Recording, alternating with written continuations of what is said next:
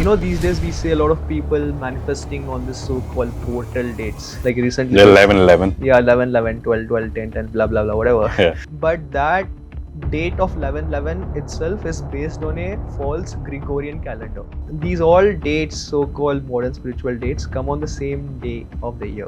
But now you take Indian festivals, Diwali, Dasara, Mahashivratri, any festival. Do they come on the same day every day? No. They It come on depends on different the dates, है ना? positions of the So planet. obviously, because they are seeing the planetary alignment, tarot cards, if you see the ancient root, it was played more like a game in the 16th century by the noble families in England. How do you define the real spirituality versus the modern day spirituality that we see in today's time? I would say modern day spiritual trap. I'll tell you why. There's a term called manifestation. You need to visualize in order to manifest. How do you see manifestations working in today's time? Are these real? Do they really work? Or is there another some theory behind it?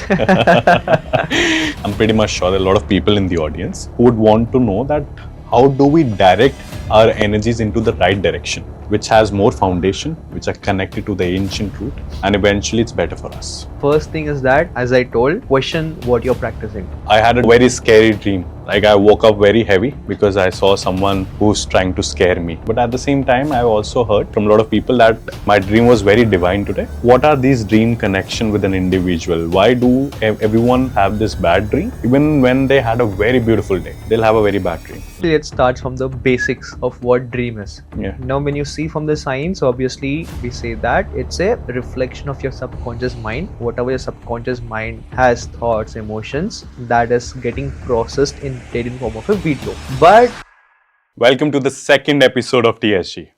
Last time we did talk about the hidden temples in India. But this time we're going to go a little deeper. Today I have someone who has explored spirituality in a very raw, real, and in a little complex way as well.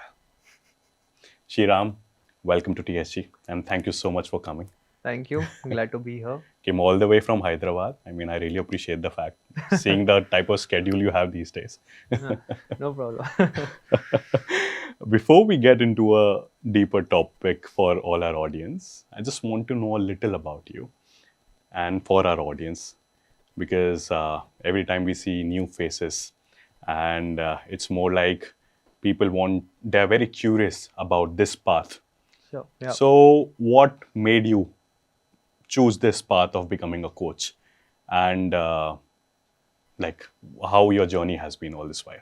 Okay. So from my childhood, I've always been a curious child to, know things. Like, obviously your destiny is something, but when you're destined to do something, there's always a curiosity from the childhood that's building onto that destiny. So I always had these deeper questions, or, just to question why are things the way they are. So obviously, when we were child, most of the questions we think would not make any sense or to talk to anyone, right? Absolutely. So as I was growing older, when I was in my teenage, I used to explore a lot about astronomy and all, to study about the universe, stars, planets. And when I was in my undergrad final year, that is where firstly I got introduced into spirituality. In your undergrad? Yeah. So that too started when I was at a point where I was complete into science. I used to not believe in God, spirituality, nothing. Of course. Because when you are into deeper scientific research, you want evidence for everything. That was me. Then one day I got introduced to this topic called astral projection. This out of body experiences, like, there's a dimension beyond the physical called the astral plane. And when I got to know that, like one of my friend explained how this works and all, I was a bit skeptical when he told it for the first time. But I was like, wait a minute, this happened with me twice in my dream. So this guy is exactly describing what happened in my dream. So maybe he is telling truth. You started to connect the dots. Yeah, I started to connect the dots.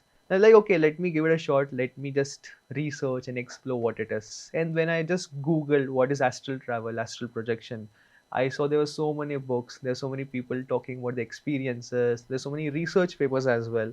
I like, this is something I need to really explore firstly to know what it is. Then I started to read about, explore, practice it. Then I had a couple of out-of-body experiences. means not that you went somewhere. It's more like you just float above your body and you're conscious of it. Is that while you're sleeping, or is that Yeah, when like you're it's like there's a practice called in astral travel, your mind awake, body asleep technique, okay? where it's the art of learning to keep your mind slightly awake and putting your body into sleep. All right. So what happens is that when your body is completely relaxed, your awareness is exploring the subtle plane, the astral plane. That's why when we meditate as well, you see your body slightly becomes lighter. Why? Because your awareness is now exploring your subtle Exploring. body. So astral body is an even deeper layer compared to the subtle body. So when I had that experience, I was like, oh, there is something really that I need to explore and dive deeper into. So that was my Curious point. first curious point to explore more. Yeah. I want to learn, I want to Yeah. explore. Then, since I was a science student, I used to connect both science and spirituality, understanding how quantum physics and manifestation works, how our awareness structures the reality, how the inner world World. Yeah. reflects the outer world. Correct. So that is where I start to become curious and explore. And then obviously later, when I was around 23, 24, I went to UK for my master's Oh. in astrophysics again. So All right. obviously I did there for like 1.5 year, 2 years. Then I went to New Zealand for my PhD. But You've done everything to get a good job. yeah, but that really didn't work out that well. I quit Yeah. that and I came back to India and I continued to. Quit your PhD in New Zealand. Yes, And then you yeah. came back. Yeah, that time only I was a content creator. Right. Like I started it's been 1 year when I was there. Okay. So I maybe I need to do more of this rather than something that I'm forcefully being into. Wonderful. And that's where I slowly drifted into doing this. Now it's going well. It's like that. Interesting, because it's very seldom to see someone like pursuing their masters in UK and then doing their PhD. Because when someone is doing PhD, I'm always under this impression they have to do something next level. Yeah. But I'm sure this next level, you never thought about it, isn't it? That's what I thought, but yeah. Right. Like you mentioned about the deeper science, right? Yeah. In today's time, a lot of people, this younger generation, let's just say the millennials, the Gen Zs, and even the elderly ones, they're introducing themselves through spirituality. It's a modern day spirituality. There's a term in the market which is known as the modern day spirituality. Yeah.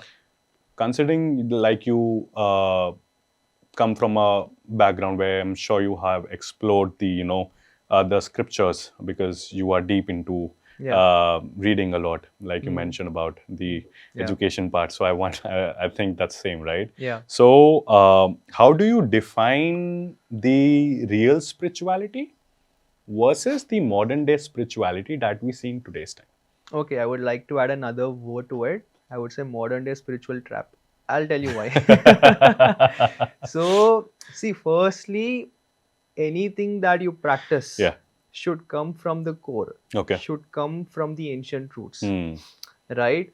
Let's consider we are talking about science. Okay. Any scientific evidence is backed by proper research, through research papers, through time and practice. Okay. Right? If randomly someone is coming and telling they invented this or that without a proper research paper, okay, maybe you have invented it. But if you want world to use that technology or whatever, it has to have a proper research. Correct. It has to have a proper root. In the same way, spirituality is also like that. Okay. So now this modern day spirituality is good, but when you are completely dependent on that to a level where you're forgetting your roots, you're not exploring scriptures, that is where it becomes a problem. So I'll take an example. So these days we see a lot of people manifesting on this so-called portal dates. Like recently, 11/11. Yeah, 11/11, 12/12, 10/10, blah blah blah, whatever. Yeah. So when we say 11/11, we are just calling it ki 11/11 is a powerful day. Yeah. Powerful date. Am I right? Also the timeline 11/11. Yeah. Yeah. But that date of 11/11 itself is based on a false Gregorian calendar. What's that? So now we are following a 12-month calendar. Yeah. Correct. Gregorian calendar. Correct. So this was invented by Pope Gregory in like 15th century, 16th century, whatever. Correct. Before this, we used to follow a 13-month lunar cycle. So 28 days and 28 days for 13 months. Correct. So that 28 days was in tune with the nature. If you see now moon ka phase 28, 28 days, correct. everything in nature, women's menstrual cycle It's 28 days, 28 days. everything was in tune with the nature. Now that obviously by Pope Gregory later in time was altered to make it 12 months. So when you say 11/11 powerful day, you're basing it on a calendar that was modified later. Modified. Am I right? Correct. Makes sense. And now these all dates, so-called modern spiritual dates, come on the same day of the year. But now you take Indian festivals, Diwali, Dasara, Mahashivratri, any festival, do they come on the same day every day? No. They It come on depends on different the dates, है ना? positions of the So planet. obviously because they are seeing the planetary alignment, nakshatras, a lot of astrology is involved in that. So obviously that is based on the proper calendar. So firstly, if you're following something 11/11 whatever, that hasn't have a proper root. It was created later in time. First thing. Second thing, what happens is that okay, you're using a date to manifest or do some ritual, great. But again, is that not creating a limitation that oh, I have to wait for this date to manifest? I have to do this ritual at this time. If you really work on the power of your consciousness, you can choose to manifest every single given moment. You don't have to wait for some random date or follow a ritual to do it. Am I right? Absolutely. Now, see, now first thing is that okay, let's leave that. That is one thing. Second thing is that you see when this you see a lot of people so-called modern gurus. I'm not talking about someone who's very older, but like you are in your age, my age people who are designing these rituals. When you do these meditations which doesn't have a certain ancient root, you also feel very drained at the end of it. Absolutely. Yeah. The new moon day, they do some water ritual, or they burn a bay leaf, they write some number to manifest quickly. Am I right? And they also feel very drained at the end of it.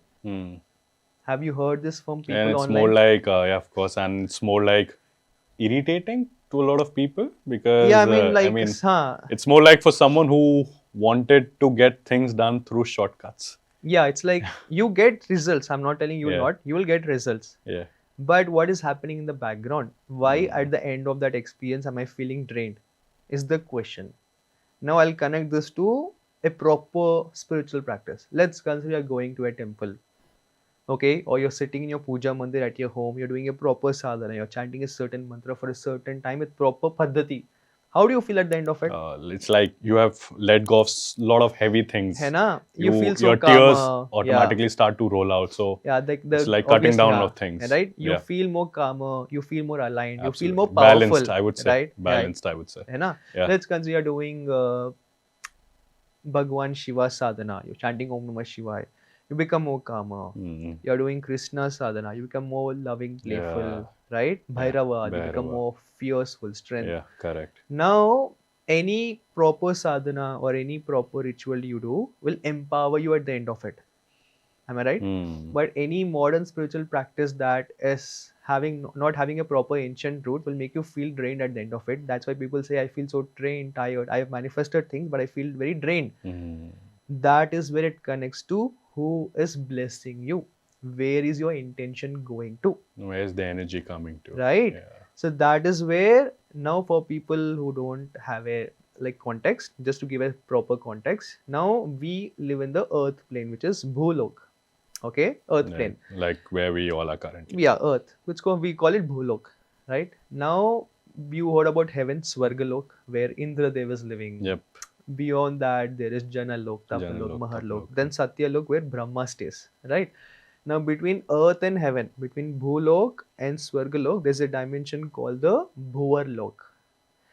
This is the plane where this lower astral entities exist. I've seen a lot of your videos about you are decoding about entities, and then you go towards the lower entity. Like that is something very new for me because I think if I have to sit and watch it, I have to literally brainstorm things. So if I ask you today, what are these entities, the lower entities, and how do you define them, and do they affect us in some way or the other? Yeah. So basically, see, when a mosquito is biting you, Yeah. it'll suck your blood. So the survival of mosquito is dependent on that blood. Mm. Am I right? Correct. It Absolutely. needs human blood. Yeah. In the same way, these lower entities, pisachas, rakshasas, or any spirit that is stuck there, they need human emotions. They need human energy to survive in that plane. That is their food. If they don't get that, obviously they're gonna be more and more. They're gonna starve more. Okay. Now, first thing what happens is that let's consider you're watching a horror movie. Hmm. Okay.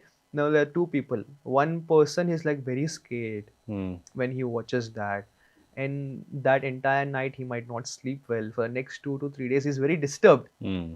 So anything that you're experiencing that is going out somewhere, you're feeling more fear. You feel something is around. You feel Yeah. some You're sending energies, out something. right? Yeah. Absolutely. That is where these lower entities are feeding on it. Now let's consider there's a person who's not scared. He's like, right. I don't care. So he's not giving consent. He's not giving that energy out. So You're obviously not he's not gonna get scared, am I right? keeping the boundary strong. Yeah, Is it's that what like, you mean? he's not. First thing is that the consent very is important. You're very important. You're doing it consciously or unconsciously, doesn't matter. If you're putting out an emotion, you're leaking it The somewhere. same thing happens when you're trying to meditate or you start any puja or let's just say any ritual. You actually give a consent to the universe. True. Like my name is this, and I'm gonna worship this god for the next 1 hour. Please allow me to worship you. Like True. this is how it goes in Hindu tradition also. We also say sankalp, Yeah, in the sankalp, starting. the Yeah, you set sankalp. an Yes, intent. Yeah. absolutely, the intent. So I Yeah. think it's the same thing which you're talking about. Yeah, this is more like, I would not say it's a sankalp. I would say just like when you fear, you're indirectly giving the consent for them to affect you. All right. It's like you're scolding me in some other language. I don't understand it. So I would know, I'll just laugh at you. Ki, what is this guy telling? But if I understand it, that's where I get affected by it. Mm. So me understanding is me reciprocating to what you say. If I don't understand, I don't care. Am I right? Yeah, absolutely. Same with this. So coming back to this thing. So when you're doing these shortcut manifestation rituals or anything that doesn't have a proper ancient root, and you see those wishes coming true and you that drains your energy at the end of it, these lower astral entities have that power to grant your wishes 110%. They're very powerful being in that plane. They grant your wishes, okay, and at the end of it they also in return they take your energy. They're giving you something, so they take something back, right? What is the need for them to just give and not take? So they feed on your emotions, they take your psychic energy, and that's the reason you feel drained or low. So are you telling that any ritual, anything that comes without any strong foundation has link towards these entities? Yes. And second thing is that now a lot of people do this angel worship. Angels, if you see, obviously in Hinduism we don't talk about angels and all. Correct, we don't. We talk so it's about towards the more Persian side, right? Yeah, it's more like Christianity. Yeah, correct, like obviously correct. Christianity, there's so many angels like Archangel Michael, Yes, Gabriel. correct, Okay. Correct. Now in Hinduism, you see, now we know that Shiva, Shakti, Vishnu, they are part of the Parabrahma. Am I right? Now, if you see in the Swargalok, is Indra Dev. Now we have beings like Surya Dev, Chandra Dev, Agni Dev, Varuna Dev. These are all devas. Right. Okay, Right. but they are like somewhere in between. Right. Now, in the same way, these lower entities which are there, obviously, as I told, they might be some stuck up spirits or some negative entities. They feed on human emotions. Absolutely. So, right. So, when you're doing this rituals, obviously, they're firstly grabbing your energy and they feed on it. Now, coming to other practices, for example, now we see astrology. Astrology again has an ancient root. Am I right? Mm-hmm. So obviously the planetary alignments, and when a person is born, obviously there is a certain planetary alignment, and we see that to tell things. Now, if you see again modern practice, like let's consider tarot cards. Now I made a video on this as well. So tarot cards, if you see the ancient root, it was played more like a game in the 16th century by the noble families in England. Just like a game, okay? Just like card games. They used to play tarot. Later, around 18th century, there was a person, I don't remember his name, but he connected that with ancient wisdom, like ancient Egyptian wisdom. That tarot cards had some mystical connection with the Egyptian wisdom. Then in the 19th century, something, there was this secret society. I'm sure you know what secret society is, No. right? So they made this mainstream that tarots are more like divine, whatever, blah blah blah. Okay, so now it's told that when you're doing these tarot cards, Right. your angels are coming and guiding you. Right. Now, even in spirituality, Sanatan Dharma as well, it is very important for you to be specific whom you're channelizing. Now, you see, if you do sadhana, there's a proper paddhati. You need to sit same place, same time, offer, put diya, chant a certain mantra, and do it. Absolutely. In the same, so you are having that It's a clarity whom you're exchange, we channelizing. call है it, ना? right? Now, when Correct. we say we have angels, if I ask these people who these angels are, I don't know. Where are they coming from? I don't know. But I have an angel. So you have no clarity whom you're inviting. So You it have, can be from any entity. yeah. Obviously, no. These Oh. lower entities are waiting to latch on you. No, Is it now? Is it more because people who are doing this kind of ritual, they often find themselves to be very alone. At the same time, they get sick very quickly, and because I've spoken to few of them, and they get sick very quickly. Yeah. Because and sometimes they are sick to the level that they cannot get up from the bed, 100%. and it's like it's so draining over here. Yeah. And because these the cards which you mentioned, I've seen mostly like the female version doing it more, like 80 to 90%. Yeah. I've seen, and so I've spoken to them, quite many of them, and everyone had the same thing, the draining factor. So what happens with tarot is that, Yeah. as I told, it has no proper roots. Right. It was later Yeah. connected to ancient wisdom and Correct. created link. Correct. So that was made mainstream. Now understand this. Tarot in itself is neutral. If the reader and the client, they are properly grounded and aligned, they're not seeking answers out of desperation. That is where more of a higher entity, intelligent being will come and guide. But let's consider the reader or the client is more desperate, low on energy. That is where these lower astral beings will come and they guide. So- they will give spot on answers. You'll get all the answers, get all the clarity. But they feel very drained because that lower entity is feeding on the emotion once it's giving that energy reciprocation. And when I made this reel on tarot card on my Instagram, a lot of tarot card readers commented telling this is 110% true. So it happens to them or the person who's listening to? It happens to both, Both. or both of them. But mostly, I would say if the reader, the person who's giving the Who's reading, giving they are the- not aligned, it'll affect them as well a lot. So it's like that. So that's how the entities enter your world. And also, there's this trend of writing some magical numbers, drawing sigils. See, you practice whatever you want to, but understand the root of it. Because when you don't understand the root of it, you never know what is coming and helping you. Correct. And again, it's like when the more you do it, the more you want. You do something, you see something, you feel drained. But obviously, you will ignore that draining part and you focus, yeah, I got this. I manifested this. The next day, do again. You keep on doing it. It's like a dopamine hit you get every time Absolutely. you eat something, right? Absolutely. But the people will be like, if I am doing this and getting this, why would I want to spend so Spend much so time much, in absolutely. the real spirituality? So they're going again from Correct. the roots, against 100%. and Just that to get is something quickly, they are right. missing out It's a lot like of that. many things. Yeah. So obviously, you are never gonna evolve to a level where you have to be, and that is not real spirituality. So how does a person, after listening to this, starts to create that distance from that entity in order to protect themselves? First thing is that question what you practice. Don't blindly follow. A lot of people today, see, I do agree that we don't have time to read scriptures nor sit and meditate until unless you have that personal interest. Personal interest. Right? So a lot Let's of just say people want results. yeah, people which want is results, true. है ना? So Yeah. yeah. So first thing is that question what you're practicing. It's not ki, oh, I want this, so let me just Google and see. Oh, this person is telling this, I'll just do this. Correct. If you keep on doing that, you're gonna fall into a trap. Fall into a trap. Right? It's more like telling, oh, it's easy for me to earn money illegally. Someday or the other, if you get caught, what will happen? You have to be answerable. Right? Same with this. You maybe you are getting things quickly, but in the background your energy is getting drained. You're getting sick. You Very might know it, and interesting. slowly that's gonna affect you. Very interesting. There's so many people I've seen personally. Again, I've seen this from people personally, and only I'm talking things. So first thing is question where it is coming from. When I Correct. say I've got an angel, again we all say this. When I was into spirituality before, I was like, oh, I've got an angel.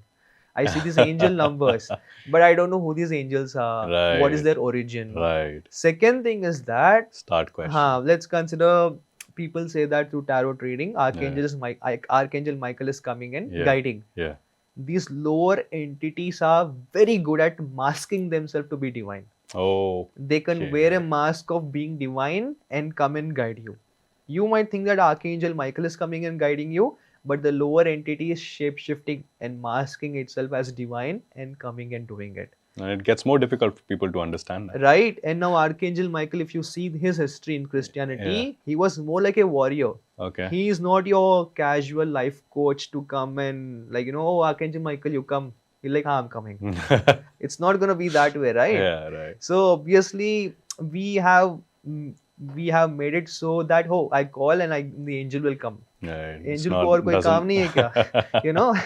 It's like that. Right. So right. it's like, see, even if you're doing Interesting. some sadhana of a certain deity, they say that you need to do a 41 days to have a proper connection. And that too, adding 2 more days extra, make it 43 just in case you missed out on anything. Yeah. So here what happens is the deity is not ki, oh, you do for 41 days, I'll grant you wish.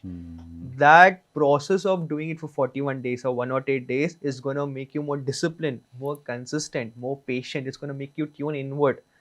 That is where you make a real connection from within. But if you're doing something for 1-2 days, a couple of minutes, that's never going to help you connect deeper, right? Maybe in the current time, but not for a longer. Same with the angel numbers as well. Angel numbers is the biggest scam. It is sold to people. I'll tell you why. Again, now these lower entities have this much power that they could grab your attention to see a number. That much power they have. Let's consider you're working. Everyone could relate with this. You're doing some work. Suddenly you see your phone.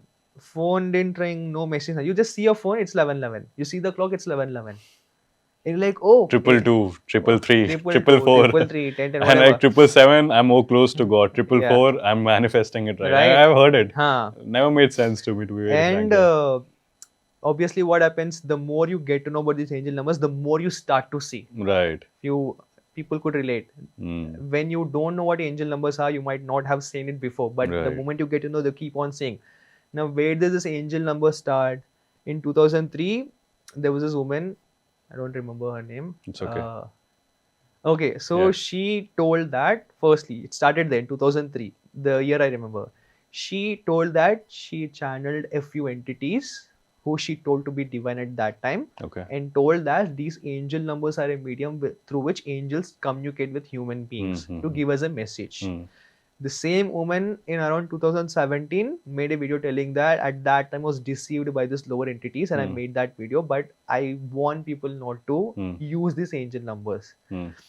So obviously what happens is that the more I see an angel number, what happens, like, oh, the angel is trying to communicate with me. It's giving me that dopamine hit instantly. So I'm on the right direction. That instant gratification instantly. Right. And I be like, I want to see more. I want to see more. Right. You're seeing more, but what are you doing spiritually to evolve? Am I right? Absolutely. You keep on seeing these numbers. At all. So that is the problem. This is the first hoax we enter. And when you be like, oh, I saw it, you put that emotion, these entities will feed on it. That is what they do always. Very interesting. It's like that. So simple thing I would say is that anything that you practice, question the authenticity of it, see the roots, and give it some time, research, and then practice. Unless you found a foundation to it. Don't follow it blindly.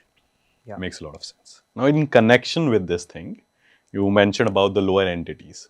I want to know, I've heard from a lot of people, like, I had a dream, a very scary dream.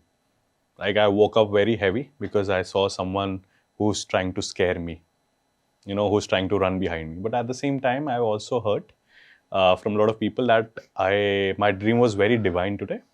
I woke up with God, whomsoever religion they come from, like God giving them a very good darshan, like blessing them, and then eventually their morning becomes very beautiful. So they start off their day very well. So does this also impact, like, what are these dream connection with an individual? Why do everyone have this bad dream? Even when they had a very beautiful day, they'll have a very bad dream. Let's just say they had a very bad day, they'll have a very good dream. So it's not about the psychological reasoning I'm talking about. Do you have anything to add upon the dream part which I'm asking? Sure. So firstly, let's start from the basics of what dream is. Yeah. Now, when you see from the science, obviously we say that it's a reflection of your subconscious mind. Whatever your subconscious mind has, thoughts, emotions, that is getting processed in played in form of a video. Am I right? Correct. But this is good. But when you go a bit deeper, there's a lot of questions that also comes. See, I'm sure a lot of people could relate. They might have dreams where they see a certain dream at night, and after a few days that turns out to be true in their physical reality. They call it deja vu, right? Yeah, deja vu is different, but right. yeah, People confuse it with I yeah. saw it in my dream, now it's happening. So it's deja vu. Yeah. So they see a certain dream and that turns out to be true. First scenario. Second scenario, let's consider they wake up at night and they suddenly sleep back and that dream continues from the same place. Third scenario is they get a same type of dream again and again, something like a warning, something like a message. So if dreams are just a projection of your subconscious mind, why these things are happening? Okay, that is the question you need to ask. So when you try to answer it from a scientific perspective, that the first thing, why are my dreams turning out to be exactly the way that I saw into my reality? Yes. Right. Science has no answers. Now, if you come into spirituality, obviously our scriptures have spoken a lot about dreams. Yeah. Right? So when you're sleeping at night, now you're awake. So my awareness, I'm aware that I'm in the studio, I'm sitting on my chair, I'm talking to you. My awareness is in this physical reality. Right. Now let's consider I'm meditating for like 15 minutes, 20 minutes. Slowly my body starts to feel lighter. My hands become lighter. I feel so calm. The vibration increases. Right? So what happens there? Your awareness makes a transition from the physical plane to the subtle plane. Then when you're sleeping at night, obviously you're sleeping for 10 hours at night. You don't even know where you were in your dream, where you're sleeping. Your awareness is exploring the astral plane. The astral plane, yes. Which is a dimension beyond the physical.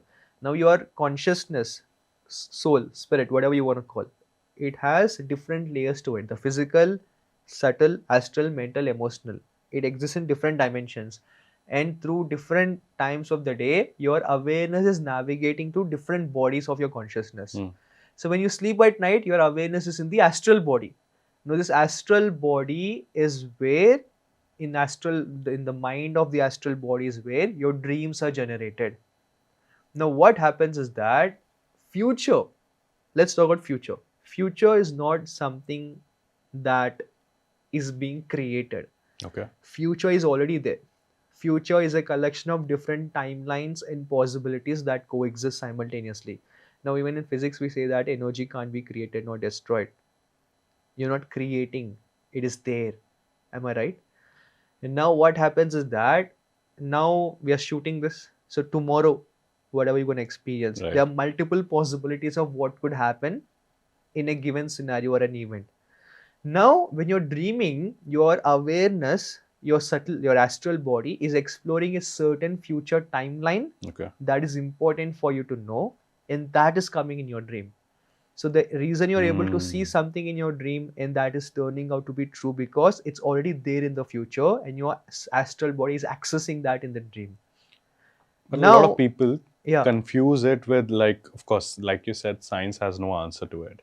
But when you talk about the scriptures, a lot of people, I mean, not saying it's true or not, but then our scriptures do mention about the multiverse too, right? Because some people say that maybe in this planet you are over here, but maybe in another one, you have lived off like 70 years. So sometimes the higher self is trying to send out a message. So there are these kind of conversations too that take place, but whom to believe and whom not to, that eventually makes an individual very confused. So is it the one, like, what do you have to say about the thing which I mentioned right now? Does it hold to some, like, Is it Yeah. true to some extent, or is it another hoax? Now, there's also another theory about dreams. Yeah. Now, when we say that there are infinite universes out there, even in our scriptures, it's clearly explained how our universe is just part of the multiverse, Correct. which means you have different versions of yourself in this parallel universes. Am I right? Hmm. Now, they all are experiencing their life similar to yours, maybe slight differences. Maybe in this universe, I'm 28. In another universe, I might be 30 or Exactly. 26, 25. Right. Now I'm shooting, we are shooting this podcast. In another universe, at this point, I'm doing something else. Right. Now, there's also a theory which says that when you're dreaming at night, your awareness is exploring the parallel reality of yourself, which means is experiencing the reality of your parallel version who is living an experience in that physical universe. And you're seeing his reality in your dream. Hmm. That is can also be another theory that dreams are true, so real. Now, when we say that your few versions are living in the future, maybe there's another version of me in another universe who is living 1 week ahead of me. Hmm. For that reason, when I'm seeing his reality in my dream, after 1 week in my universe, that is turning out to be true. Hmm. Does that make sense? To some extent, of Yeah. course. And now we also see gods and goddesses at times. Am I right? Absolutely. And Now we that wake up with a very happy, oh, yeah, I think we are fine. We're doing well in life. yeah. Now there are two things here. Yeah. Coming to gods and goddesses, this might trigger a few people, but again, truth has to be Yeah. conveyed, right? Right. First is that when a person is very spiritually aligned, they're doing sadhana, they're in high vibration, your astral plane is where these higher deities, devatas, they contact you, they connect with you. Because your awareness is in the astral plane, and astral plane is where these devatas also, like the higher astral plane. The highest. The higher, Yeah. middle, lower, the three astral planes. The higher astral planes is where these devatas, different higher beings are present. So when you are there in the dream state, they can come into your dream world, create a scenario and guide you, teach you things, give a darshan, so that when you wake up with more aligned, more calmer and all. First scenario. That's the reason you see many people also say that the more they evolve spiritually, the more their dream world will become a medium for them to get answers for their questions or an idea of what they want to do next. Hai na? Also, you heard about this person called Srinivasa Ramanujam. You know, Of course. he used to say how in his dream world, his Dreams. Devi Namagiri used to come and bleed this mathematical formulas. Through blood, she used to write down these mathematical formulas, and he used to wake up and just write it down. So she's coming and guiding him, am I right? Happened with a lot of saints also. Like Ma Yeah. Kali used to come in the dream. Yeah, yeah. Right? Yeah, na? Yeah. Now, that is the positive side. Now, there's also a negative side to the dreams. As we spoke about lower astral entities, these lower astral entities can also take any form they want, any shape they want. Now, you just close your eyes and imagine. You can imagine a devil, you can imagine a god, you can imagine you being elder, younger, anything. Your mind can create anything you want to. The astral plane is more of thought responsive reality. It's Okay. more like a mental plane having a slight subtleness or slight physicalness to it. So these lower entities also can take the shape of any god or goddesses and they can appear. And again, when you put energy into that dream, in your dream or when you wake up, and they feed on it again. When you mention energy, just to be specific, what sort of energy? Like response towards it? Is that the energy are you talking about? Like if I saw a very good dream about God, whom I worship in my dream, and I'm very happy, I'm very delightful, like I Yeah. think no matter what, I'm on the right track. So is that what you call how you responding or energy, what you putting onto it? So Like it's the like, response? yeah, it's like Okay. first thing is that when you wake up feeling more grounded, aligned, powerful, Right. that was a real deity. I would not say, oh, Shiva is coming in your dream and giving darshan. A reflection of Shiva's energy is coming and giving you darshan or guiding you. In the same way, let's consider a person who is not properly grounded or aligned and they see such dreams of devatas and all. That is where these lower entities, lower astral entities can take the shape of your devata and they can come and communicate with you. And that's the reason some people also feel very drained when they wake up, even if they see such divine appearances, because the lower astral entities can mimic. So these higher beings. can we understand by this that it's very rare to get God's darshan in your dreams? Is it even possible? Or it's not possible? Is that what you're It's saying? possible. That's the reason. No, when again, if you want to have the real interaction, simple thing. The more you focus on your spiritual journey, the more you work on becoming a better person, mentally, emotionally, spiritually, physically. Again, the more they will start to guide you. When you are in a certain frequency, okay, and they are in that same frequency, they'll be able to communicate with you. And also in where you are in a state where you're more receiving, more calmer, more aligned, that is where they could properly guide you. Let's consider you're helping your friend. He is having a right state of mind to receive what you're telling. He will listen to you. But there's a friend who doesn't want to listen, who thinks he knows everything. You might be giving the right wisdom that might help him, But but it's he is not ready not to listen. in that state to take it, so The he'll not adamant take it, thing, right? yeah. In the same way, these higher beings also come into your dream world to guide you when you are that certain level of consciousness. So simple, you don't have to really do anything. Work on yourself, and they will guide you. So is it like don't get excited if you see a dream of God? True, true, true. Right? Yes. Rather just take it as a normal day and just live with it rather than experiencing all this thing. Is that I what you would say? say at the end of the day, we all are human beings. So you Yeah. can't be like, I don't want to get excited. Get excited. Be grateful. Yeah. But don't limit yourself to that experience. Look for, like, keep going and they'll keep on guiding you. Second thing is, a lot of people, what they do today is they share so much of their spiritual experiences. That is Right. also not This good. is not right. Yeah. So is it wise, let's just say, for a XYZ person, if he or she gets a dream of a God, are they supposed to share it with anyone or they keep it to themselves? You can share with your guru or someone who's very close to you, but not on Close to internet. in what sense? Close to you means it could be your best friend or your partner. What if the best friend is not aligned? Then don't share. Right. Not aligned, matlab, again, no, it's like when you say them, what is the reaction to it? I mean, share it not because you want to get that dopamine hit when you're sharing it. Share it because it's going to inspire them. It's going to make you feel good when you tell it. It's like that. You know? Right. Again, not only dreams, any spiritual experiences, when people have this divine experiences in their meditation or sadhana, they just share it. That's also not good. Right. What happens here when you are sharing too much? You're letting go of that. Yeah, that's creating an ego. Ego. And that is where you're doing a mistake. This is where the spiritual ego also comes in without you spiritual realizing. ego will come and you'll stop having such experiences next time. Right. Because right. the deity will also test you. Whether are you really how yes, grounded you are, how right. you're able to keep things within yourself. Correct. It's like most of the people, while doing really well simultaneously, they'll end up feeling very zoned out at times because hence a very in my last podcast, the guest told me that for a lot of people, whenever I visit temples, for a lot of people, the idols are just idols, but I actually go and speak to them. It's like I see them smiling, looking at me. It's like they are trying to convey some message. So it also depends on what kind of energy you are carrying. And if the other person, what I believe, the other person is syncing well with you simultaneously. So eventually that feeling, it magnifies, it adds up. True. So eventually you land up feeling really well. So I think what you also added, and I think completely agree to it, whenever you have such kind of a dreams, or let's just say very positive to share, I think the more less and intact you keep it, I think the chances are for that experience to come again in your life. True. Yeah.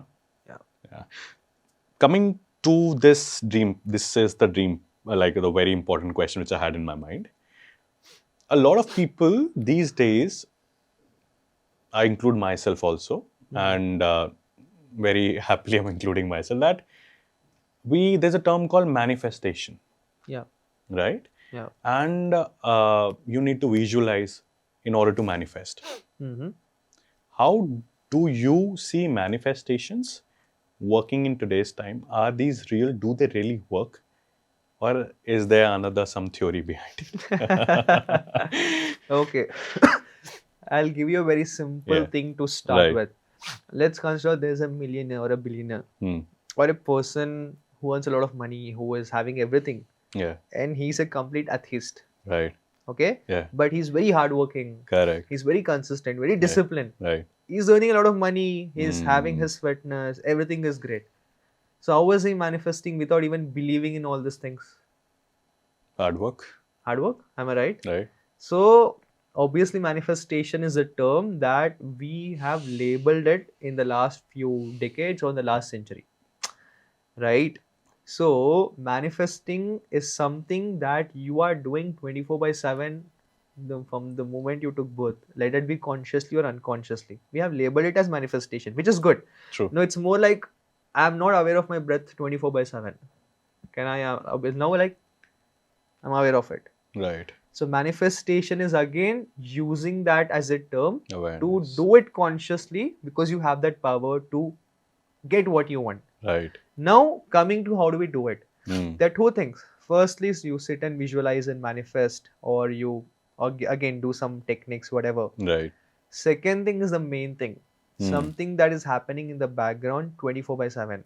Let's consider you're going to work, you're doing something, you're traveling, you're cooking something. Your mind is never empty. You're always thinking about something or the other. Let's consider there's a person who has some problem. He's constantly thinking about that problem throughout the day, negatively. Right. Negatively. So here, his dominant thought is about that, Thinking about that. which is thought. negative. Negative. And that is only going to manifest, no? Right. Because he's putting more and more energy into that thought. Right. Now let's consider you're sitting and visualizing that सब कुछ अच्छा होना चाहिए, everything should go well for 10-15 minutes about a certain event in your life. You're doing it properly. After that, after a few minutes, again thinking negative about it. Mm. So even you're sitting and manifesting for 10-15 minutes properly, and throughout that you're thinking negative about that later, How do you the expect it to dominant happen? thought is going to always Always manifest. be manifest. Right. So here the goal is not only to consciously manifest, but also to make sure that your thoughts and emotions in the background throughout the day, that should be proper. So let's again, we all are human beings again at the end of the day, so we can't be always positive. Right. We worry, we obviously overthink, all that is good. Mm. But again, if you're doing that on loop for months and years, the same thought again and Becomes again. a pattern. है ना? So how is that serving you? I'm thinking about something, I'm worrying about something because somewhere unconsciously I want to find an answer for that. Mm. है ना? So now the question should be reframed that when I'm thinking negative about this for such long time and I'm not getting an answer for it, so maybe I'm thinking something wrong. Maybe I'm doing something wrong. So let me replace this thought with another thought or do something else, because my solution to the problem is not going to come by sitting and worrying, but it's going to come by taking action or to think a better thought. Absolutely. Now that is thing. Now, why is We it call difficult? it brain rewiring too Yeah. in some extent. Rewiring, obviously. Yeah. Now, obviously, I'm not saying this process is very easier. It'll take time. It takes time. And why does it take time? Now what happens is that from our childhood we are programmed to always be in this fear. For example, when we were kids, our parents used to say that study hard or you might Otherwise, fail. you might No fail one in will life. respect you. Correct. If you get less marks, they might You scold need to know maths really well. Yeah, you need to know max very well. Yeah. And right. There's a fear If that you don't take science, there's no life. And let's bring them out. yeah. I mean, there are many, right? Right? Yeah. If you don't do this, you will not get that. So Right, the right, fear right. is there. Of course. Then you become a teenager. Yeah. And when you're in your 20s, Right. early 30s, Right. there's always a fear that if I don't do this, I might not get that. So you're doing something out of a fear. That fear is built from your childhood. And when we are at this age, we don't even know that we are fearing about something. Unconsciously, but not consciously. Am I right? Eventually, it turns into anxiety. है ना? Right, It turns into anxiety, depression and all. Yeah. So here, how do we reprogram our subconscious mind here? Mm. Okay. So firstly, coming back to your birth, you're not born with these problems. Am I right? You're not born with Never. this fear. Yeah. That was installed in you later in time by the society, your parents, whatever. Again, even Right. they are not that aware, so there's no point There's of no blaming point of them. blaming, है right? ना? Absolutely. So that was built into you over a period of time. Mm. Right? In the same way, when you have that now so much stuck within you, you can again reprogram that over a period of time. Mm. Now, how do you do it? That is the main question. Yeah. Yeah. First thing is that let's consider okay, I want to eat healthy from today. Now, for example, we eat our traditional dish or dal chawal, whatever. Okay, let's consider someone is becoming more and more unhealthy by their certain lifestyle of food. Hmm. Now they want to change. Okay, they'll be like, okay, from tomorrow I'm gonna eat healthy, exercise well, blah blah blah, whatever. And they're gonna be like, from tomorrow I'm gonna do it. That tomorrow will come. Yeah. They wake up in the The morning. morning. I'm very inspired today Yeah. morning. Yeah. I have a very healthy breakfast Yeah. because I'm so inspired and motivated by Right, my right, right. that Late motive. night thought. Yeah. है ना? Yeah. Then lunchtime will come. I'm okay, decently still inspired. Chalo, first day we'll take it Chalo, easy. let's do it. Huh? I'll force myself to eat Yeah. well. Then evening time will come. I'll be like, Arey, you know what? I'm so tired working. I'm It was very my friend's hungry. birthday. Let's I just had to order go. something. Yeah. है ना? Right, right. And when that thought will come to order, what do? We're like, maybe I was very disciplined. No, maybe should I order? So that thought coming in your mind to order is you are not bringing it consciously. That is a projection of your subconscious mind from the From past, the because past. you've been always doing that whenever you were hungry. A certain pattern your brain Yeah. has been following. Right? So when that thought will come, now you have the power, you have the Hmm. choice to entertain that thought or not. If you be like, Right. maybe I should. So you're putting energy into that thought. Then you create possibilities. Ki, should I order from option A, restaurant, option B, option C? You are creating more possibilities. Then you put an emotion, this is how it tastes. You get water in your mouth. You're like, Yes. अरे घंटे का diet test. Yeah. कल से यार कर लूंगा. So you just end up ordering it. Yeah, right. But in the beginning itself, you be like, no, I'm gonna be Yeah. strict to what I decided. I'm gonna do it anyway. That positive stubbornness is not gonna help that negative thought give any energy to manifest.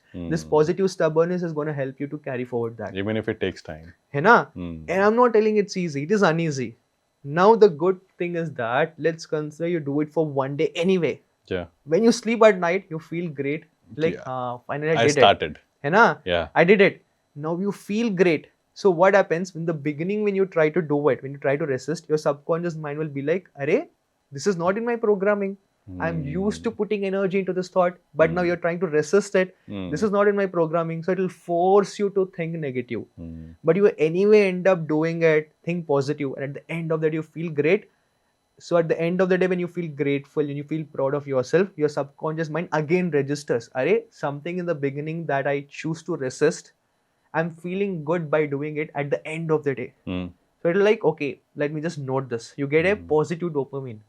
The second day you do it, again, when you try to do the old habits, your subconscious mind will resist you to do that. But when you be consciously and choose to overcome that, second day also you feel good at the end of the night. You Right. get that dopamine hit. Right. Now, when you do it for 3-4 days, your subconscious mind notices a pattern here. Arey, something that So I'm some resisting. changes are coming. Something that I'm resisting in the beginning, I'm also feeling good at the end of that experience. Right. So maybe this is something I need to try more. Right. That is where your subconscious mind is open to Right. reprogramming. Right. So here, for you to change, for the first few days, you have to do it anyway. It's more like you need to give a taste of that experience to your subconscious mind for it to make a part of it. Make Ki, a why room should I do for it? that हाँ. in your space है that ना? eventually, okay, there's a change coming in. Yes. You know, let's just say when we all were in school, if there was a new student who entered our class, right? So the student has to see 30 new faces, right? So that's why whenever there was a it was very seldom that the new student comes and he or she starts to chit chat with everybody. So they lived in their quiet space, right? Until their mind processes 30 new faces. True. Right? And with every day passing by, they get more and more comfortable. So hence, I think the idea behind, I think what you wanted, adding to what you said, start slow, start making everyday changes, and manifestation is not just about one day thought or just that 11 thought or just for 10 minutes what you're manifesting. True. In fact, manifestation comes on every day, the moment you're sitting, Every moment, you're living, every Yes. time you're breathing. Yeah. Like every single breath can be turned into manifesting something. Even though you're walking, you're doing anything. It's simply don't- how yeah. much you're using your conscious mind more. Huh. It's like you know, your day-to-day habits. You wake up Right. in the morning, you Right. do whatever, blah blah blah. Correct. You don't sit and decide and analyze what you want to do in the morning Correct. or before going to work or before getting ready. Right. But the moment you are trying to do something new, Right. that is where you have to decide, analyze, Right. and that is happening through your conscious mind. I'll add something more over here. Yeah. It's just that I mean, a lot of people are watching. People who have a lot of trouble in their life, no, have seen a lot in their life. They end up having a whirlpool of thoughts, Yeah. right? Negative, because mostly of some people suffer early in their life, someone suffers a little late, but eventually they do, right? So, but the people who are having negative thoughts about themselves, they do actually manifest well for others. Mm-hmm. And I have seen this. Like people who had really, let's just say, terrible childhood. Someone had a bad life in 20s or 30s, but they know what they felt, right? And eventually, so they know that emotion. Nobody else should be facing that. So they are actually manifesting really well for the other person. And then they have this confidence. I might not do well for myself, but I might be doing really well for the other person. So True. hence, they know I might be thinking negative for myself, but iske liye for the other person, I'm going to think very positive, and that actually works True. True. because this person helped me during my darkest time. True. Now I'm going to help this person in whatever it takes. True. So that's how other people also land up manifesting for you. So it's not just an individual effort; it's Yeah. also on a lot beyond what we can imagine. True. True. 100%. Yeah. Now, we did talk about all of this thing, but I'm pretty much sure there are a lot of people in the audience who would want to know that how do we direct our energies into the right direction, which has more foundation, which are connected to the ancient root, and eventually it's better for us. First thing is that, as I told, question what you're practicing. First thing. Simple thing I would say, everyone, especially people of your age, my age, or even teenagers, is that start with one book. Start with one book like Shiv Puran, Vishnu Puran, or Devi Bhagavatam. One book. Just read. Read with an open mind. Not that, oh, I want to start reading scriptures and do a lot of things. I want to start and just see how this will lead me. First thing. Second thing is that everyone ko I recommend to do a proper basic sadhana. Let's consider I'm connecting with Hanumanji. Okay, so simple sadhana I can do Yeah. is every day, same time, same place in my puja mandir or in your room, wherever you meditate.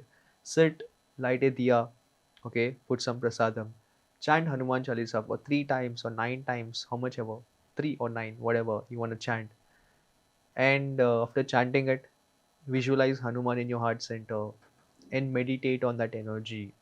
Hanuman giving you that right strength, wisdom to move forward. Hmm. And at the end of it, you offer that prasadam and do this for 41 days. Hmm. So here what happens? What is the difference between, let's consider a person just going to the temple, okay, or just Right. worshipping God and doing a sadhana. When you do a sadhana, you're connecting and like you're having a proper connection with a deity. That is gonna firstly make your intuition become better. We all have a lot of questions in our mind. What Right. is better for me? What is Right. my purpose? What should I do What would next? serve my purpose? Right? So when you activate that connection with your inner devata, that devata within you itself will guide you to the right path. So the combination of this sadhana and reading one book is going to help you find the right wisdom. Second thing is that we see a lot of people today recording things. We see a lot of videos on internet or podcast. Right. See people who you align with. Just watch it. And as you watch it also, don't blindly believe everything, but take it as a reference and do your research as well. Someone is coming on a podcast and talking superficial things without, like, you feel something is off. And you're That like, is where you question yeah, right. rather than you blindly follow. Absolutely. Someone is coming and tell you that, I met this entity, I met this being. Try and question if he's telling, is he telling from a place of ego or a place of alignment? And you would know. You would know. You would know, But I mean. again, a lot of people Try. want that, oh wow, wala That expression, that oh wow experience. overshadows you That from is the going to reality. sometimes go over a part where you're not Absolutely. using your discernment Correct, or you're not correct. judging that properly, that experience, is Right. it good or bad? Right. So when you do these basic things to start with, that is where the inner wisdom within you will start to guide you. And third thing is that, again, if you're starting something, it is very important to be consistent and disciplined with that. Remember this one thing. Now, when you see our ancient sages, rishis, why do they meditate for hundreds of thousands of years? Yeah, yeah. If spirituality, which is shown today to be so easy, why they have to spend their entire life in Entire doing that. life. Correct. It's not that, oh, it's so boring, right? There's something within that is giving them a better experience than this. Am I right? So that is going to come through time and practice. And the real spirituality was going to come when you explore it properly from the root. And even during this process, like you mentioned, the right way, you do everyday sadhana, like you chant the god or the goddess, you want to do that. Yeah. But even during this time, what kind of, like the dreams decoding that we talked about, these things, if these things come during that time, one should ignore them or just like take it as a sign and then still not get distracted. Yeah. Because I've seen people doing sadhana and they got a dream, they're like, oh, I think my sadhana ka phal mil gaya, like I got the results of it. Yeah. Is that how it works? Great question. Okay. So first thing I would say is that Yeah. let's consider you're working towards yourself. Right. Let's leave spirituality, normal thing. You're working on eating well, exercising well. You will obviously see results in your body. You'll feel more calmer. You'll feel more strength. Your body is more fitter now. Right. Oh, I become fitter, so I have to stop here. Correct. Does that make sense? No. You're gonna continue from there. Continue, If you just be like, oh, this is enough, and that ego will get boosted, then Right. you will never be able to go forward. Go forward. I'm grateful that I'm working on myself. I'm able to see results, But I want to go beyond. but I want to go beyond. So don't attach yourself to one experience. Am I right? Same with spirituality. You're seeing a certain dream, you're able to understand the message. Very good. Happy. But let your ego not be like, oh, some miracle happened. I this, think that. I'm on the right track now. Right? I think it's done. Don't think like that. Just like feel good, feel grateful for a while, Then get back. then go forward. Makes sense. You're not able to understand the message of that dream. Since you mentioned dream, write it down in your journal. There are a lot of things for me itself, like so many experiences that I had in my spiritual journey or in meditation or through dream, Right. which made no sense in that moment. Hmm. But through time, I got an answer for it. Right. And what I've understood is that sometimes what you're experiencing in your life, let that not only be spiritually, even in your normal life, you might have experiences which might make no sense, but that experience is preparing you for something that's going to come later in time. Right. So when that experience later happens, you're like, oh, then now it makes sense why that day I had got that dream or why I had that experience. So it's all about connecting the dots, and that again takes patience. Absolutely.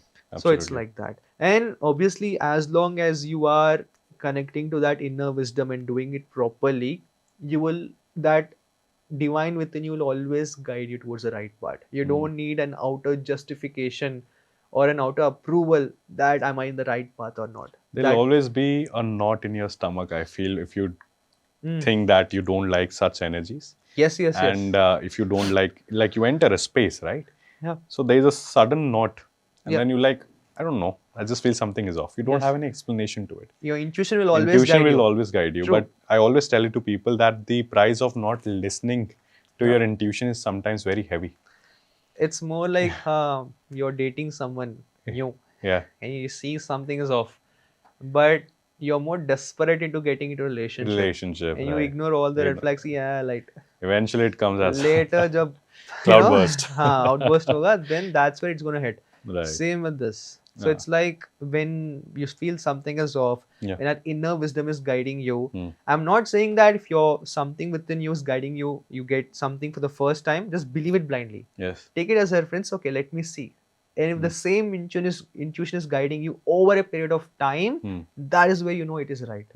Sometimes we might also mistaken our overthinking for intuition. Right. Maybe you're just overthinking something and you think it's an intuition. That gets very debatable though. So how do you differentiate? When you overthink, that's gonna make you feel very ungrounded, more like something uneasy. Of course. But when your intuition will guide you, you don't need any logic, you don't need any external validation or Just answer. an inner Just know voice. it's right. I know this is right for some reason, and I feel good about it, doing this.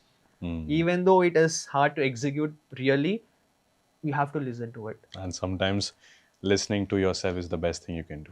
Yeah. Well, it was actually a very, very eye-opening and a wonderful session I had after a really long time. And I'm sure our audience could relate with it. Yeah. And just before, if we sum it up, is there any last message you want to decode in your language? Okay. I mean, it's very unfair to ask you one, Yeah, yeah. but if there's one thing that for the audience before we Yeah. sum it up. I would just say, summarizing everything that I Yeah. spoke. First thing, this is what I do. Yeah. Is that again in today's times, be patient, have patience. A lot of people are impatient today. They want things quickly. Mm. They want answers quickly. They want things to happen quickly. Mm. And if that doesn't happen, they give up. Right. Be patient. Second thing is that be more disciplined with yourself. Discipline is not easy, but it's gonna make you powerful. Third thing, coming to spirituality, anything you're following, follow it from the roots. If you don't have a guru will come in time. A lot of people again chase gurus and all. Don't do it. Guru will come. You simple thing, as I told, start by reading a proper scripture, doing the sadhana, and as you keep evolve, you keep going next in your journey. The right person, the right mentor will come into your life to guide you. Absolutely. That is what I would That's say. how your energy will match the frequency. 100%. Thank you so much, Sriram. It was lovely having you today. Thank you. Thank you.